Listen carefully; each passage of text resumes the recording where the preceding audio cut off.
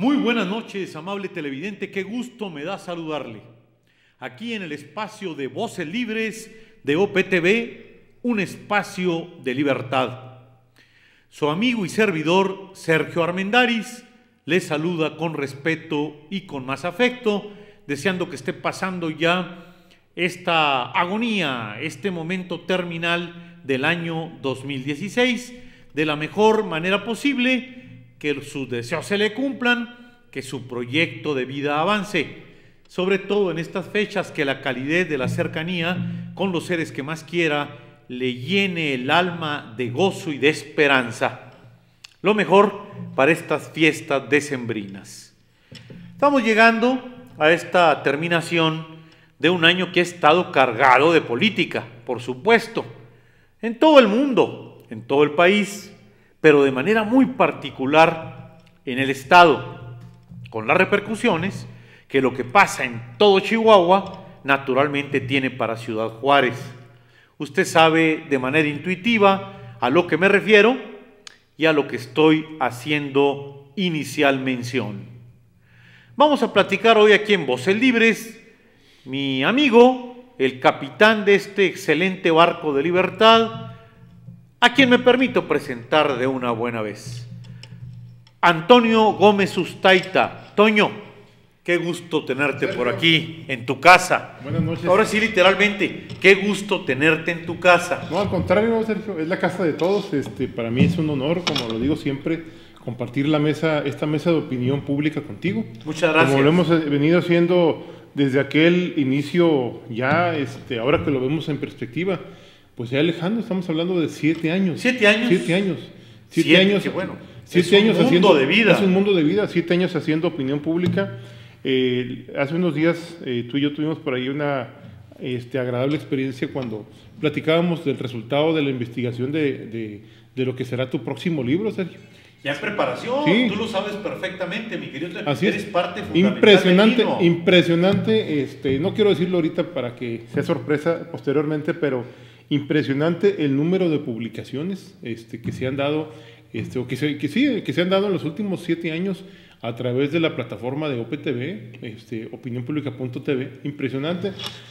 Sobre alrededor de 400 columnas. Más o menos, pero sobre todo, Sergio, lo interesante es que han sido artículos, hablando en tu caso, por supuesto, muy bien fundamentados, pero con absoluta y plena libertad. Nadie se ha atrevido a hacer lo que hemos hecho nosotros en ese sentido, y eso pues, nos llena de satisfacción. Y a mí de agradecimiento también. Así es. OPTV ha sido mi espacio de libertad en los años del cerco autocrítico, impuesto y de crítica hacia el sexenio infame de César Duarte Jaques.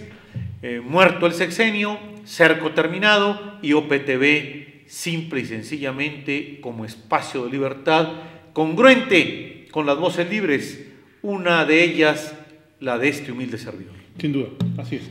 Y pues si te parece, Sergio, hoy es el último programa de este año 2016, martes 20 de diciembre cerramos el ciclo de este año. Ya los siguientes días es puras fiesta y bendiciones en todos lados.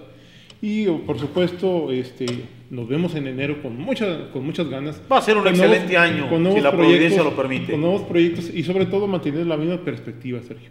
Y abonando al tema que comentabas ahorita del exgobernador Duarte, yo quiero comentarle, querido televidente, que a lo largo de los últimos 6 años, Sergio Armendáriz dio cuenta puntual de una serie de irregularidades que se venían presentando en el Estado y las fue acumulando. Esto, por supuesto, generó en la persona de Sergio, lo digo directamente como es, mucha presión de parte de algunos medios que, pues, decorosamente le pidieron que se retirara porque no soportaron la presión del Estado, porque la verdad siempre cala, sin duda. La verdad es una espada bastante filosa, que corta todo lo que se pone enfrente. Y en ese contexto quiero mencionarle, quiero televidente, que hace unos días, la semana pasada, el gobernador del Estado, Javier Corral, subió por ahí a redes sociales un video que pareciera ser la conclusión, de todo lo que Sergio Armendáriz ha dicho en estos años. Es muy interesante. Yo le quiero pedir a usted, querido televidente, que nos acompañe a un servidor y a mi amigo Sergio Armendáriz en este análisis. Quiero que veamos primero ese video. Le voy a pedir a producción que nos ponga el video del gobernador Javier Corral y de ahí partimos en el análisis de este programa, y la segunda parte la vamos a dedicar a hablar de lo que fue 2016, un año en el que cambió radicalmente el mapa electoral en Chihuahua y particularmente en Juárez. Paisanos chihuahuenses, el pasado lunes 12 y el día de hoy, la Judicatura Estatal de Chihuahua, a través de 2 jueces de control, ha tomado relevantes y trascendentes decisiones a través de las cuales se posibilita la reapertura de las investigaciones de enriquecimiento ilícito en contra del exgobernador César Duarte Jaques y sus más cercanos colaboradores y testaferros. Las resoluciones judiciales se derivan de los recursos que hemos promovido a través de la Consejería Jurídica del Gobierno del Estado para echar abajo el plan de impunidad que trazaron en su favor los denunciados, porque no solo se asociaron para cometer delitos con la evidente finalidad de aprovecharse de los fondos públicos del erario de Chihuahua hasta dejarlo prácticamente en bancarrota, sino que desde su mezquino afán de impedir su persecución y presentación ante la justicia, tomaron medidas de autoprotección utilizando a la Fiscalía General del Estado para procurarse a sí mismos su propia exoneración a efecto de evitar su castigo. De esta manera, con las oportunas resoluciones judiciales, quedan insuficientes y anuladas las decisiones ilegales del agente del Ministerio Público encargado de las investigaciones de enriquecimiento ilícito, que decretó, por órdenes provenientes del entonces fiscal general Jorge González Nicolás, el no ejercicio de la acción penal, violentando el procedimiento de la investigación, todo lo cual ha quedado demostrado en la audiencia de control y constituye no solo una falta administrativa, sino un delito. En esta medida, la Fiscalía General del Estado ahora podrá, para fortuna de la sociedad, no solo continuar hasta concluir las investigaciones de esas denuncias, sino investigar las que presentaremos por ese mismo delito para llevar a la justicia a quienes vulneraron el orden jurídico. Ese es nuestro principal y más importante compromiso con los chihuahuenses: hacer justicia y sentar un precedente fundamental en el país de combate a la corrupción y a la impunidad. En el marco de este nuestro compromiso indeclinable, celebro esas decisiones judiciales con absoluto respeto al principio de división de poderes y me comprometo a seguir desmontando ese plan de impunidad, impulsando las acciones de rescate de la independencia, autonomía y profesionalismo de nuestro Poder Judicial de manera transparente y legal, de reordenación y limpieza en la Fiscalía General del Estado y, por supuesto, a promover la agilización de las indagatorias sobre los diversos casos de corrupción, saqueo y latrocinio que hemos podido documentar desde el pasado 4 de octubre. Presentar las denuncias de manera contundente en términos de su caudal probatorio, hacerlo de manera muy responsable y cuidadosa para no poner en riesgo la solidez de las mismas hasta obtener la anhelada justicia que los chihuahuenses honestos esperamos. Porque nadie tenga duda, actuaremos con pleno respeto al debido proceso y también con toda decisión y firmeza, no solo para que sean castigados los que cometieron los delitos, sino también para recuperar los bienes o el dinero que sean fruto de lo indebido. También quiero aprovechar esta oportunidad para agradecer a los ciudadanos en general y a varios servidores públicos del Gobierno del Estado su colaboración en la denuncia de las múltiples irregularidades que hemos podido documentar, y les informo que por virtud de esa colaboración ciudadana ejemplar hemos podido integrar más de 60 expedientes sobre indiscutibles casos de corrupción. Y vuelvo a invitar a todos los chihuahuenses a seguir colaborando. Si tienen un dato, una prueba, o nos quieren brindar su testimonio sobre cualquier acto de corrupción, utilicen la plataforma www.pasaeldato.gov.mx. Se trata de un mecanismo de absoluta confidencialidad que nos permite ampliar las investigaciones. Que nadie se quede callado frente a un abuso, un atropello, un acto de corrupción. Ahora el Gobierno está de su lado. Muchas gracias por su atención.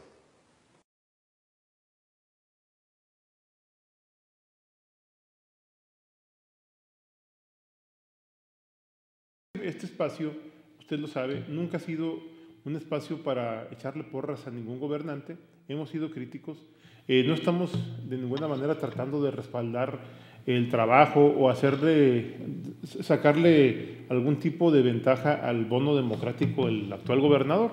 No, estamos tratando un tema que le compete a usted y a mí como chihuahuenses, porque sin duda el Estado está muy lastimado y es justo decir la verdad. Lo comento porque si en su momento es necesario hacer un señalamiento en torno al actual gobierno o a cualquiera de los 3 órdenes de gobierno, lo vamos a hacer. No estamos, insisto, echándole porras a nadie, estamos simplemente dándole forma a las cosas tal como son. Y en ese sentido, como comentaba hace un rato, Sergio Armendáriz y otro personaje en Chihuahua, destacado intelectual, que es Jaime García Chávez, fueron los 2 chihuahuenses que sin duda se destacaron por señalar desde hace muy buen rato lo que estaba pasando en Chihuahua, y quisimos presentar este video porque pareciera una conclusión de lo que yo he leído en los últimos 5 años y medio de parte de mi amigo Sergio Armendáriz. Así lo veo, y por esa razón quiero pasarle la voz a Sergio, que es el que tiene los datos, es el que ha investigado y el que ha escrito por cerca de 5 años y medio sobre este tema. Sergio. ¿Cómo no, Toño? Gracias por tu comentario, en verdad es muy motivante. Seguirle la huella a la historia no es especial mérito. Lo que ocurre es que la historia presenta muchos confundidos. La confusión tiene que ver con intereses, tiene que ver con ambiciones, tiene que ver con una serie de hechos que desde la humana condición perturban la inteligencia, la ciegan, la niegan, la desvían. Es lamentable, porque a final de cuentas, si a la historia le siguiéramos la huella, que no es tan difícil, simple y sencillamente hay que mirarla, hay que seguir su camino. Si siguiéramos ese camino, nos encontraríamos con una multitud de acompañantes que podríamos definitivamente darle el giro a la historia confundida, la no historia, la fantasía de la política pervertida que deja a muy pocos ganando, a muchos los deja en estado servil de orfandad e indefensión, y a muy pocos, hay que decirlo como lo dice mi amigo Toño Gómez, lamentablemente a muy pocos los privilegia en el sendero que ella marca. Vamos a ir a una breve pausa, querido televidente, y regresamos aquí en OPTV, el espacio de libertad a voces libres.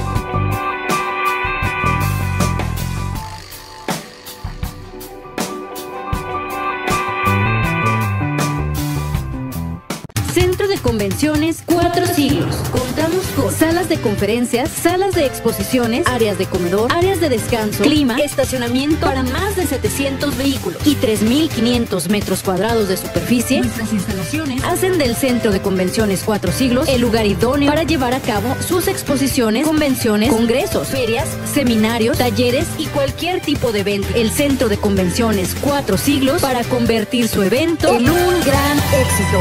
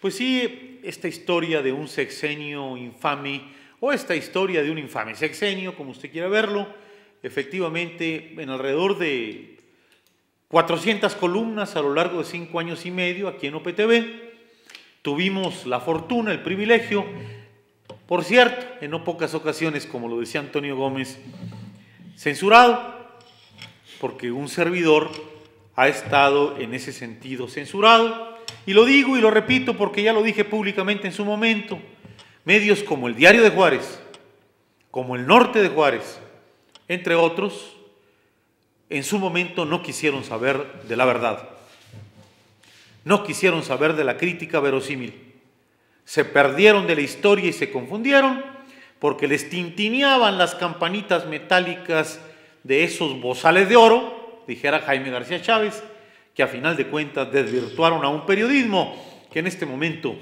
a excepción de algunos espacios como este, se encuentra dañado históricamente. El daño es histórico en Chihuahua para el periodismo. Va a costar trabajo curarlo, lamerle sus heridas.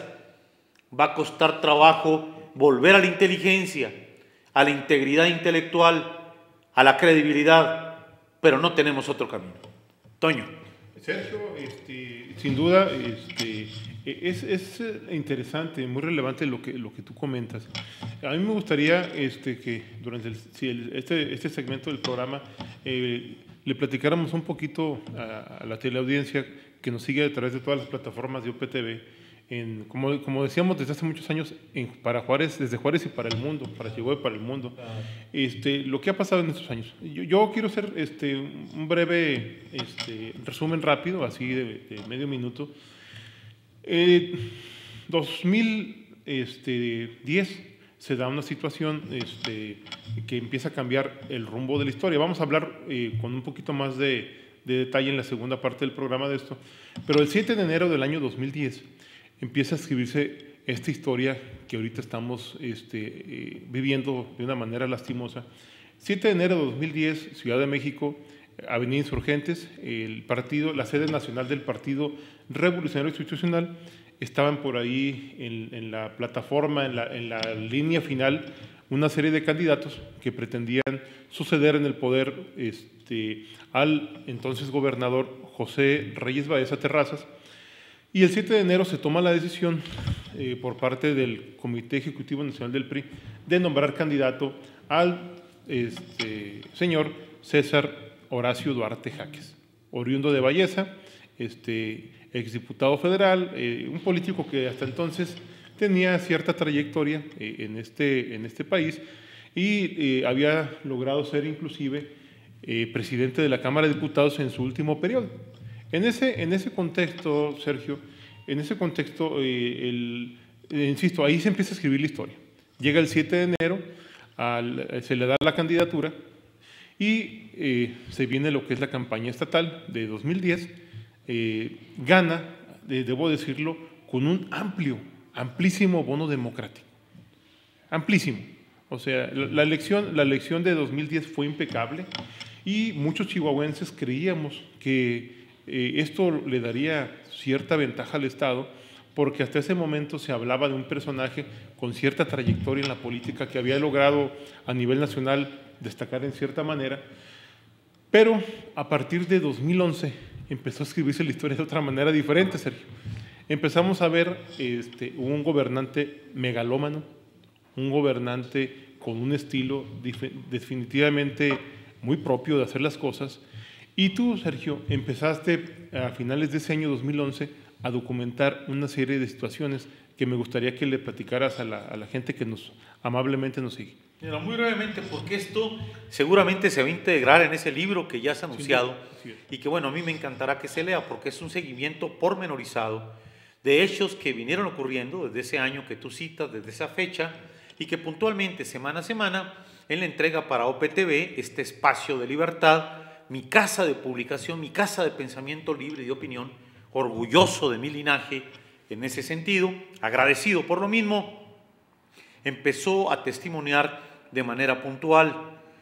César Duarte enfermó de poder, un hombre de bonomía, un hombre nacido en el rancho, en el mejor sentido de la palabra, un hombre que en Valleza, un rancho cerca de Valleza, empezó a forjar una historia personal tamizada por un buen carácter, por don de gentes, por una familia no poderosa económicamente, porque esto es mentira, pero con un padre bien visto, el famoso Chano Duarte en su momento, que logró de su familia un grupo provinciano, pero bien visto, de buena fe, de buen humor, con talento para la relación y con el carisma de esta inocencia campirana o esta ingenuidad campirana, de la cual Duarte Jaques, el ex gobernador, hizo alarde durante un tiempo y le sirvió, por cierto, como capital político. Sin embargo, el poder embrutece, y cuando no hay un sedimento cultural, cuando no hay información, cuando no hay formación, el poder embrutece de manera brutal. Aquello que era don de gentes y buena fe se convirtió en un raro mesianismo deslumbrado, iluminado, donde tal pareciese que el personaje estaba abocado a cambiar el rumbo de la patria. El dictador siempre es un megalómano, siempre es un histrión, siempre es un actor o un actorzuelo. Duarte Jaques se convirtió en un actorzuelo. Cada día intentó construir su teatro del absurdo, donde soñó con ser presidente de la República a punta de explotar, exprimir, de vampirizar a las finanzas estatales y a las instituciones de toda índole en el Estado. Su sueño alucinado se convirtió en la realidad pésima de Chihuahua. Lo fuimos registrando con cuidado y sobre todo hubo un acontecimiento detonante para Voces Libres que a partir de la pregunta de mi amigo Toño Gómez yo delimito con precisión periodística. El evento se llamó Juárez Competitiva. Un evento que fue brutalmente perseguido como tal, un gran evento que movió cientos de miles de almas en época de guerra, de la guerra de la peste de Juárez, y un liderazgo que no le gustó a Duarte Jaques. Dos fenómenos totalmente correspondientes y compenetrados entre sí. Juárez Competitiva, un evento de reactivación social lleno de desafíos que no tuvo nada que ver con paternalidades políticas, que no tuvo nada que ver con capitales electoreros, cosa que desagradó al entonces gobernador, que estaba en estado de crecimiento político y también megalomaníaco. Y económico.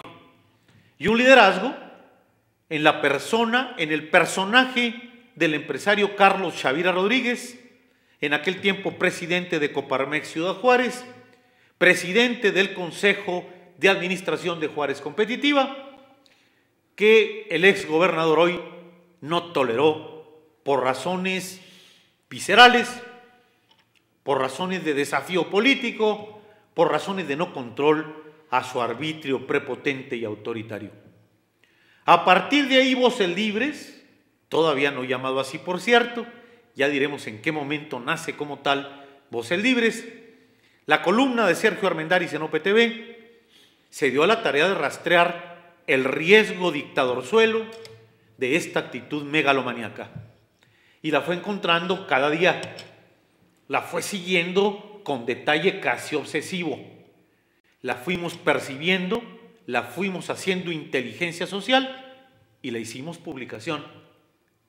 No hubo momento en que no nos diéramos cuenta que este personaje hoy es gobernador, no quisiera en tal sentido buscar una entronización a costa de cualquier cosa, a partir de la destrucción de personajes y personas, a partir, en ese sentido, querido televidente, de una circunstancia absolutamente deleznable y despreciable, de una pesadilla de poder que terminó justamente por convertirse en el alucinógeno más brutal en una entidad que realmente no merecía este tránsito de dolor y absurdo, y que hoy lo vive con un despertar, no sé si nuevo, un amanecer, no sé qué tan nuevo, pero sí altamente doloroso. Ahí estuvo Voces Libres, ahí estuvimos, aquí estuvo PTV, lo hablamos, lo tenemos en la historia y lo tenemos publicado. Así es, Sergio, nos quedan un par de minutos de este segmento y yo quisiera,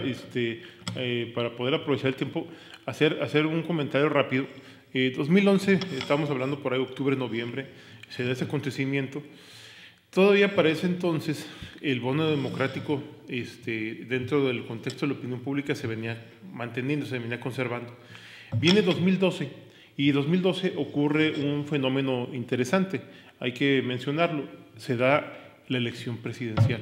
La elección presidencial arranca en Chihuahua, arranca el primer evento del hoy presidente de la República, Enrique Peña Nieto, es en la Sierra Tarahumara.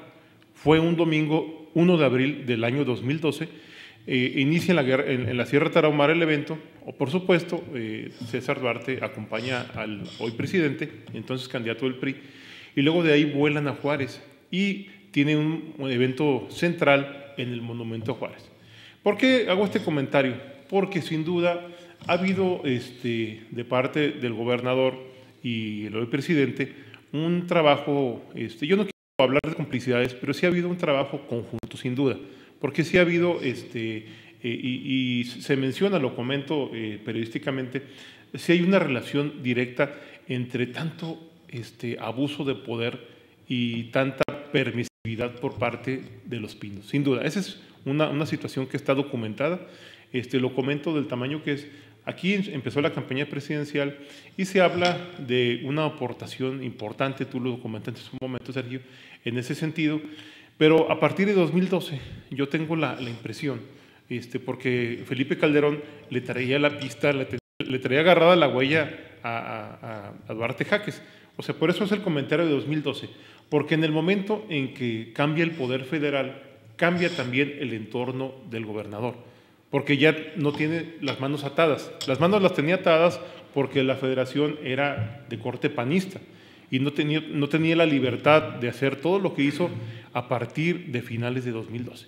Eso es lo que quiero que veamos en el siguiente segmento y luego para ver si podemos empezar a platicar de cómo cambió el panorama y el mapa político en el Estado, precisamente derivado de ese tipo de situaciones que estamos comentando. Vamos a un corte, Sergio. Vamos, adelante. Regresamos.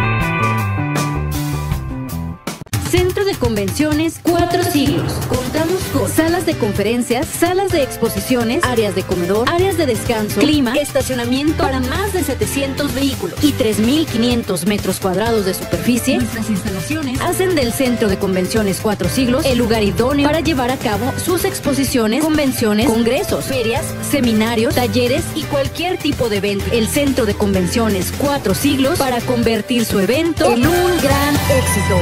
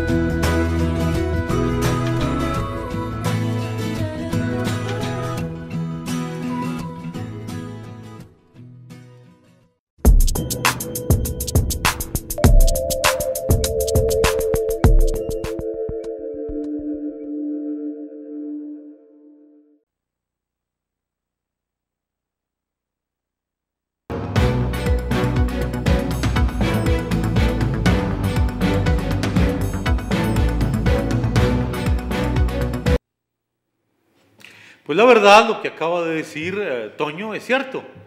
Aquí está otro parteaguas. No solamente en este 2011 que da origen a los artículos de Sergio Armendáriz en OPTV, sino también, por supuesto, el asunto estructural nacional de la elección federal para presidente de la República en el 2012.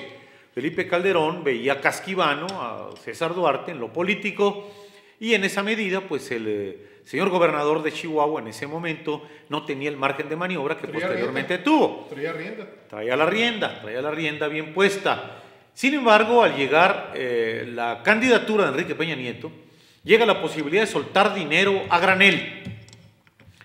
Acuérdense ustedes que Peña Nieto en una entrevista televisiva se refirió a los gobernadores que tenían reciente ingreso, entre ellos Roberto Borge, Javier Duarte y César Duarte, como grandes priistas, como el nuevo PRI lo refirió.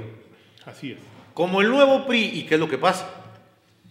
Ahora sabemos, los Duarte, mellizos políticos, le dieron dinero que da asco a Peña Nieto para su campaña.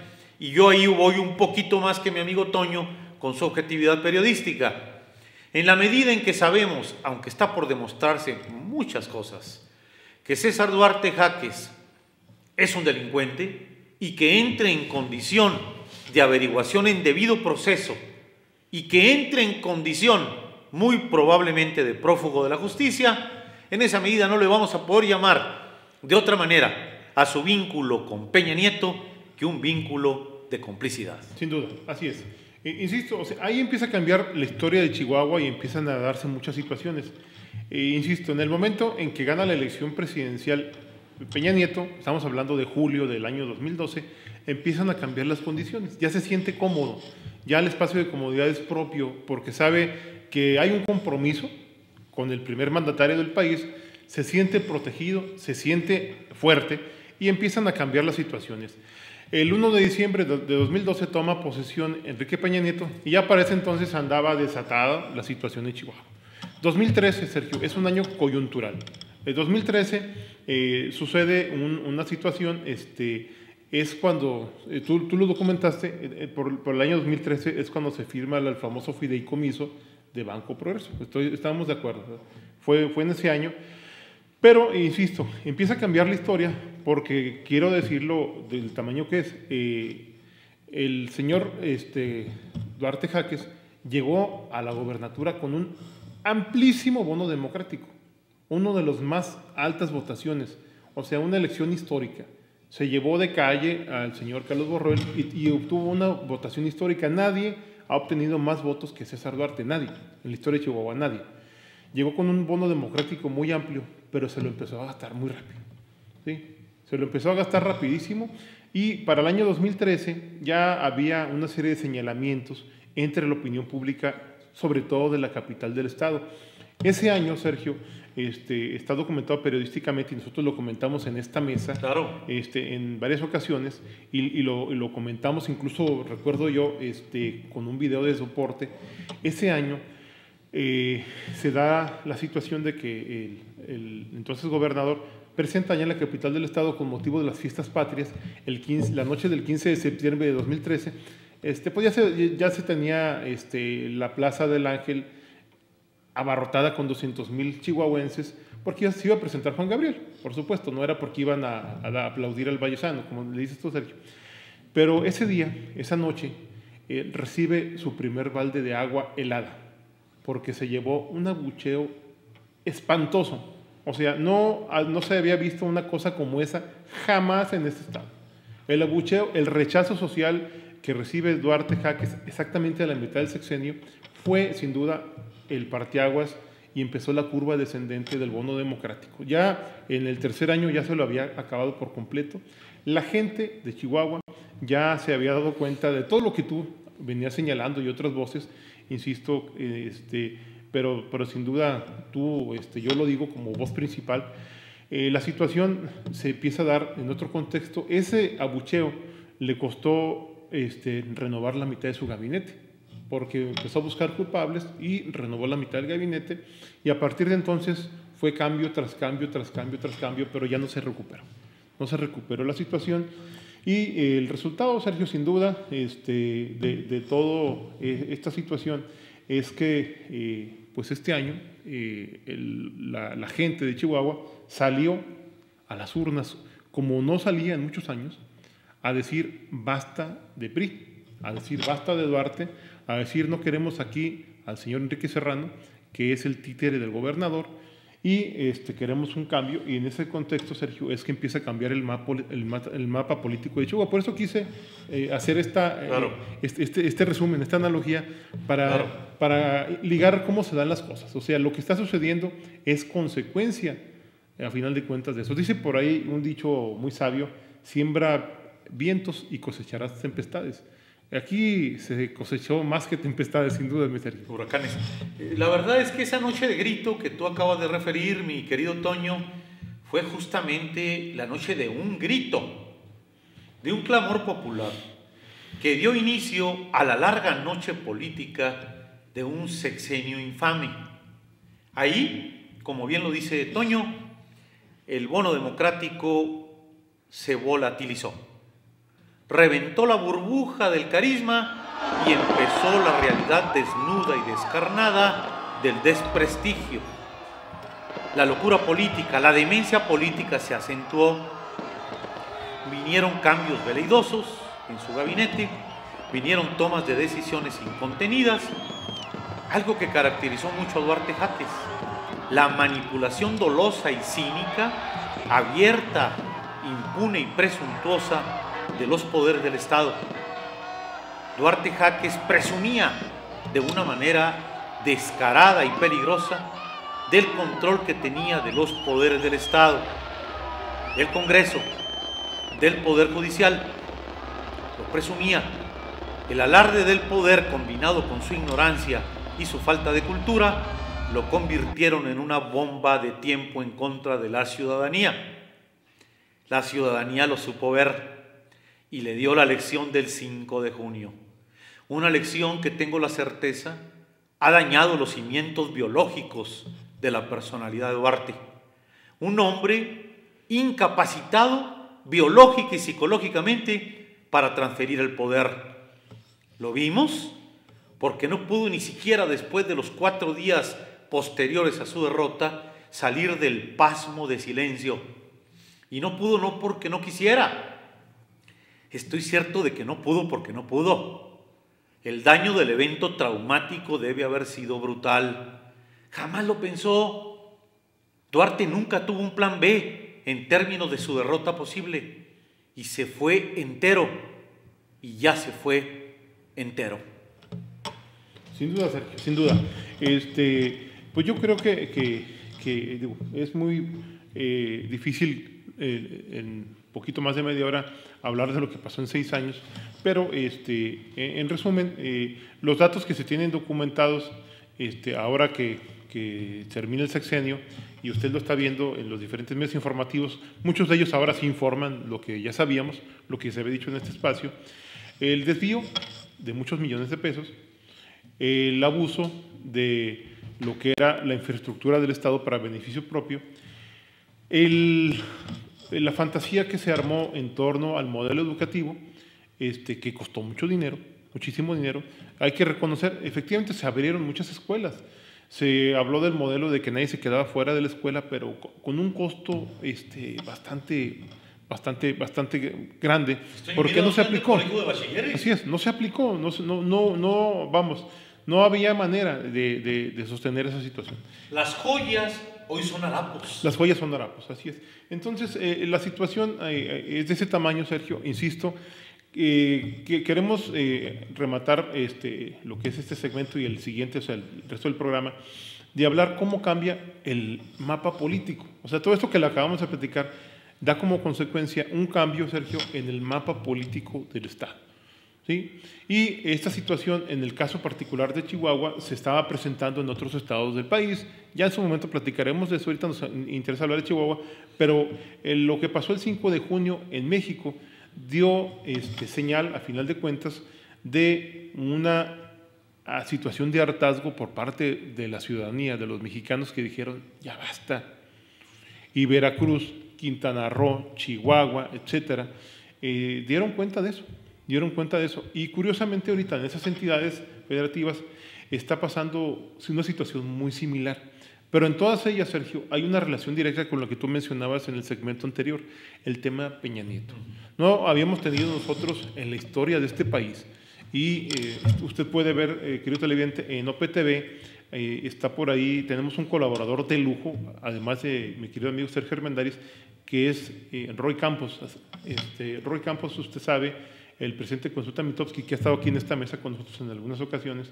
Roy Campos escribe un artículo contundente que se publicó la semana pasada, en el cual da cuenta de que Enrique Peña Nieto, presidente de la República, es el presidente más desgastado de la historia de este país. Tiene una aprobación de 23%. ¿Qué significa esto? Que 8 de cada 10 mexicanos rechazan el trabajo del presidente. Y tiene mucho que ver el rechazo hacia el presidente, y ese artículo lo documenta con datos duros, porque Roy Campos siempre escribe con números. Sí. Eso tiene que ver con lo que pasó en Chihuahua, con lo que pasó en Veracruz, con lo que pasó en Quintana Roo, porque la gente sabe que hay complicidad, que hay permisividad.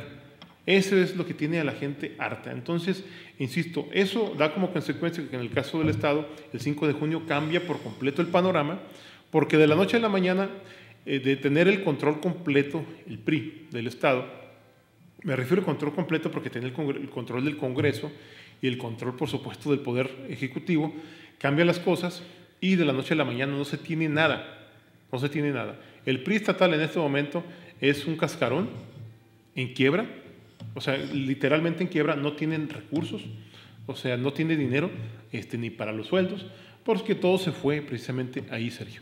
Y en ese contexto, nos queda un poquito para el corte, si quieres para el regreso tú lo comentes. En este contexto, en el caso de Juárez en particular, también hubo un cambio radical el 5 de junio, porque cambia el mapa electoral del Estado, ¿sí? Pero en Juárez también sucede una cosa todavía de mayor impacto, porque en Juárez se registra una elección jamás vista en la historia, y un candidato que se lleva 209,000 votos, que también jamás en la historia se había visto. ¿Te parece, Sergio? Vamos al corte. Con todo y gusto. Rematamos con ese gran tema. Cambio de mapa que no es político. Tanto, que no es tanto. Volvemos.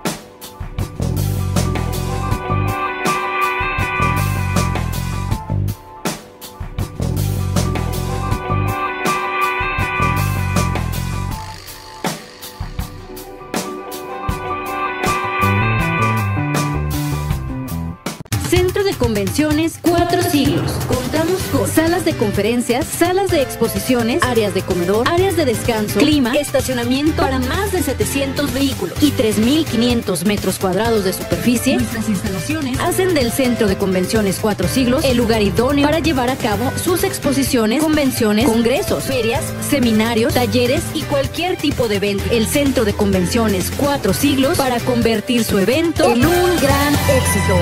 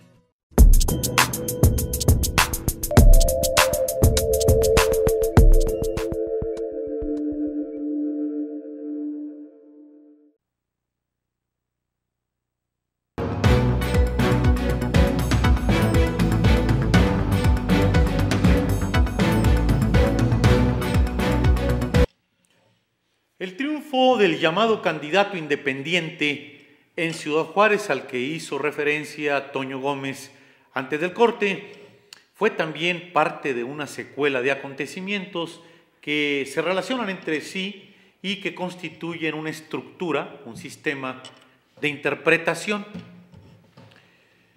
César Duarte Jáquez, como gobernador, intentó controlar toda la disputa del poder en este 2016. Es fácilmente legible, y ya lo dijimos en Voces Libres, después hablaremos más de la historia de Voces Libres. Hoy nos remitimos al tema que estamos tocando. César Duarte intentó controlar básicamente 3 territorios para dominar el poder en Chihuahua. El primero, por supuesto, que era la joya de la corona, la gubernatura, su sucesor. Se empecinó en nombrar o designar a quien en su momento, como personaje, no como persona, como personaje, es decir, como sujeto de opinión pública, denominamos su mayordomo, Enrique Serrano Escobar, que compitió, ya lo sabemos hoy, perdedor de una manera abrumadora, fiasco total para el PRI y para Duarte contra el hoy gobernador Javier Corral Jurado. Pero Duarte también, en su manejo ajedrecístico del poder en este 2016, colocó, y bueno, hay mucha opinión pública al respecto, mucha investigación y mucho indicio político, subsidiando la campaña de la hoy alcaldesa de Chihuahua, Maru Campos, y también fuertemente, porque incluso no ha sido tocado ni con el pétalo de una rosa. En una entrevista tuvimos la oportunidad de cuestionarlo observando este desempeño verbal por el hoy presidente municipal de Ciudad Juárez, en ese momento llamado candidato independiente Armando Cavada Alvidrez. En su momento cuestionamos a Cavada, cuando era candidato, si era peón o por lo menos plan B de César Duarte para golpear al que ya en ese momento era evidente enemigo político, y quizás siempre lo fue desde los orígenes de la disputa por la gubernatura en el 2010. Héctor Murguía Lardizábal. A Duarte no le convenía Murguía Lardizábal, mejor conocido en los mentideros como el Teto. No le convenía y por lo tanto buscó aprovechar este esquema semiabierto y ambiguo de los independientes. Esta es la hipótesis legítima a la luz de los hechos. Una hipótesis se legitima por los hechos, y mientras no exista algo contundente que la borre o la nulifique, puede seguir siendo sostenida. El hecho es que Cavada Alvidrez no tocó ni con el pétalo de una rosa en su campaña, muy crítica contra Murguía, por cierto, a la figura del hoy exgobernador César Duarte Jáquez, ni con el pétalo de una rosa. Créalo, ni siquiera se osaba pronunciar su nombre. Obvio, se observa que este silencio, esta relación, este tipo de manejo en su momento maquiavélico de Duarte, tuvo muy posiblemente como pieza útil al hoy presidente municipal, que evidentemente de independiente tiene mucho de controvertible, y todavía más, por si faltara poco, con el nombramiento de Jorge González Nicolás como secretario de Seguridad Pública Municipal, después de haber sido el hombre de confianza, el testaferro, posiblemente el lugarteniente de Duarte Jáquez, brincó por instrucción posiblemente de Duarte en lo político, a través de la voluntad de Cavada, a convertirse en el jefe de la policía de Juárez, y a Pablo Rocha, su brazo derecho, como director de la policía. Esto está en juego. Javier Corral, en este video que Toño Gómez afortunadamente tuvo el tino de plantear al inicio del programa, abiertamente ya cuestiona, impugna en lo legal a la obstaculización que hace González Nicolás, siendo fiscal general del Estado, es decir, Ministerio Público en funciones, del expediente que se le abrió al entonces gobernador Duarte Jaques con el asunto del Banco Progreso. González Nicolás canceló el expediente en funciones de fiscal general. Esto lo convierte, por supuesto, en lo que todo el mundo sabe, pero que está legalmente en curso para construirse un expediente legal, en cómplice de Duarte.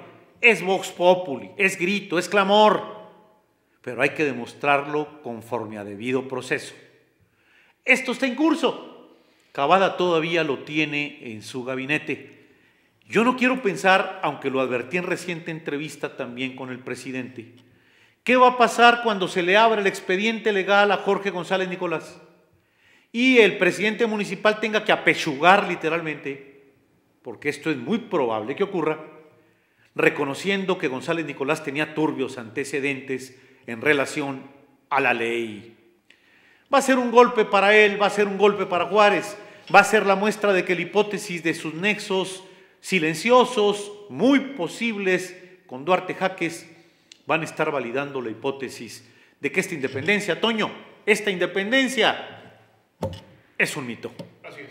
No, y hay que comentar en este contexto, Sergio, que Armando Cavada, igual que Javier Corral, llegaron con un bono democrático importante, pero yo creo que el caso del independiente mucho más amplio.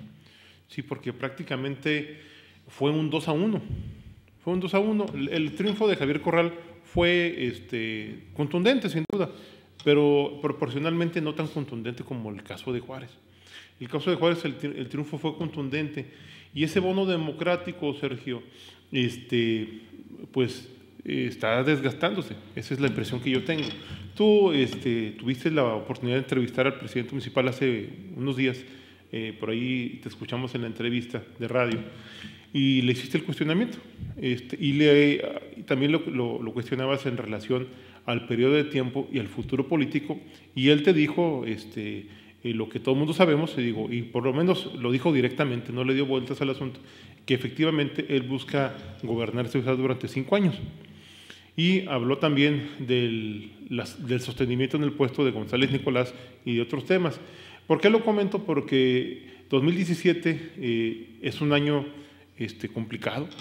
Es un año complicado en todos los sentidos.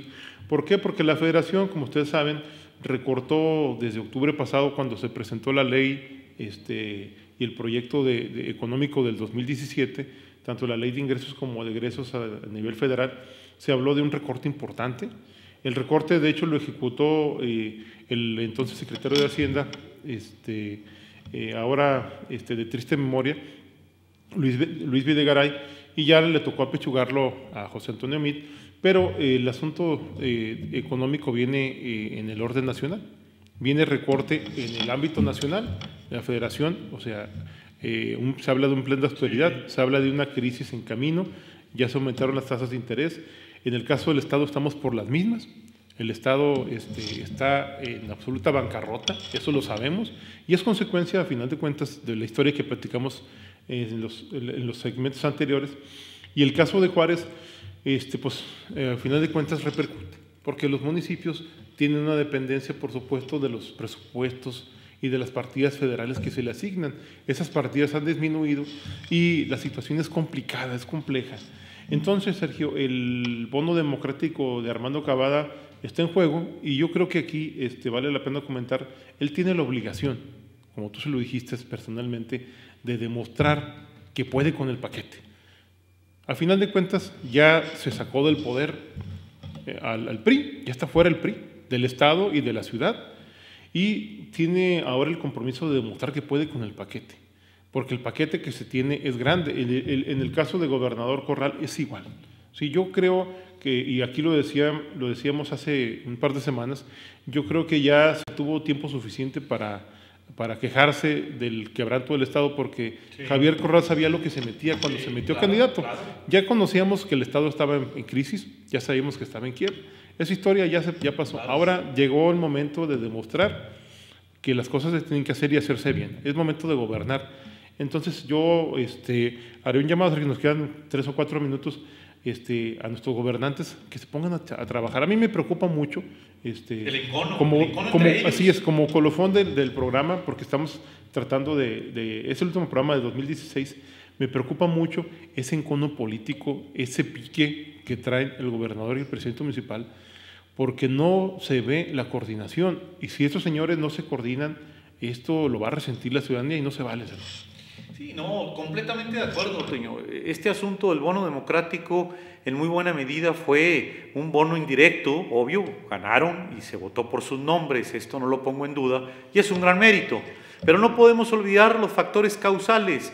Un profundo repudio al PRI en el Estado. Armando Cavada tuvo quizá el principal aliado en un hombre de triste memoria de nombre Héctor Mujica Lardizábal. El repudio total del PRI y de la gente ante su intento, por tercera ocasión, de fastidiar a la administración municipal. En el momento y el lugar adecuado. Exacto, con su torpe estilo, con su burdo estilo, con esto que algunos llamaban inteligencia, que la verdad pues a mí nunca me lo pareció, pero a final de cuentas el pueblo dijo, no más, vamos a buscar un cambio. Cavada estuvo en el momento adecuado, como tú dices, en el lugar adecuado, y se dio este bono democrático. Yo creo que a final de cuentas lo que tenemos que hacer al respecto, como tú bien lo dices, es poner en el primer lugar, en la prioridad, el servicio público para Juárez. Se deben a Ciudad Juárez. Y que se den cuenta, como se lo comentamos a Cavada, como lo hemos escrito, porque todavía no hablamos con Corral, pero seguramente lo vamos a hacer, ambos funcionarios muy respetables, no jueguen a las luchas, no jueguen a las vencidas. Se sabe que el afer González Nicolás les condiciona su historia política, les condiciona también, por supuesto, su futuro. Dependiendo de dónde se resuelva, para dónde la permanencia o la defenestración de Jorge González Nicolás, muy posiblemente una de las dos carreras políticas va a estar terminada, Toño. Así es, mi querido Sergio, completamente de acuerdo. Pues no sé, de mi parte, Sergio, para concluir rápido, yo quisiera resumir el año 2016 como un año de cambios en todos los sentidos. Cambió el mapa político, un año en el que hubo sin duda sucesos importantes en el estado de Chihuahua, particularmente en Juárez. Ha habido tanto movimiento político y tanto manoseo y tantas cosas que se nos olvidan, que durante 2006 hubo hechos trascendentes a nivel mundial, y uno de ellos, digo, sin duda, el hecho histórico y noticioso más importante de las últimas décadas fue en febrero, por ejemplo, la visita del Papa Francisco. Sí, sin duda. Digo, lo quiero comentar rápidamente como una especie de breve resumen. Igual, en el contexto que ahorita estamos comentando, cambia el mapa político radicalmente el 5 de junio. O sea, del sol, del día a la noche o de la noche al día, como usted le quiera poner. No sabemos si esté amaneciendo o anocheciendo, eso el tiempo lo dirá, pero de qué cambió, sin duda. Y ahora el reto, Sergio, 2017, pues vino un año difícil y sin duda esta purga que se está dando, así lo llamo yo, esta purga que se está dando a nivel mediático, y lo digo con toda franqueza, y también a nivel político, sin duda tiene que traer cosas buenas. Por supuesto. El organismo estaba sumamente intoxicado. Y que purga de caballo para una enfermedad muy grave. Así es. No sé, mi Sergio, pues yo estoy muy agradecido contigo. Oye, reiterar, mi Sergio, que estamos en la disposición de seguir adelante con este importante proyecto, y pues nos gustaría que dieras tu conclusión, mi Sergio, platicando lo que viste y lo que esperas del próximo año. No, mira, primeramente gracias a mi casa editora y de publicación que es OPTV, aquí se me abrió el espacio permanente. Efectivamente mi voz, que pretende ser crítica, pues no era cómoda. Por lo tanto, se vivió un veto de carácter político y comunicativo, y en esa medida había un cerco. El cerco se termina, pero no implicó el cerco de ninguna manera, Toño, que no pudiera tu servidor y amigo estar hablando y escribiendo, y esto se lo debo a esta casa de periodismo y de comunicación, Toño, a OPTV, un espacio de libertad. Lo debo reconocer, lo quiero reconocer públicamente. Aquí me hice en este tiempo de sexenio infame. Aquí continuaré reconociendo la historia y los méritos. Por lo demás, pues, ¿qué le puedo decir? Es tiempo de parabienes, es tiempo de fiestas, la vida va a presentar claroscuros. Vamos a ver cómo viene este 2017. Tenemos que enfrentarlo con inteligencia, con voluntad, con ánimo de cambio, con ánimo de no morir antes de tiempo, de darle a la vida lo que se merece, con plenitud, con capacidad, con sensibilidad y, por supuesto, con la trascendencia que cada uno, todos y cada uno tiene desde el ámbito de libertad para hacer vida colectiva y para amar al próximo y al prójimo. Así es, Sergio. Pues bendiciones para todos. 2017. Y 2017, Feliz 2017. Vamos a ver cómo viene, pero como decía mi abuelita, hay que agarrar el toro por los cuernos y así será. Absolutamente. Felicidades. Felicidades, gracias. Muchas gracias.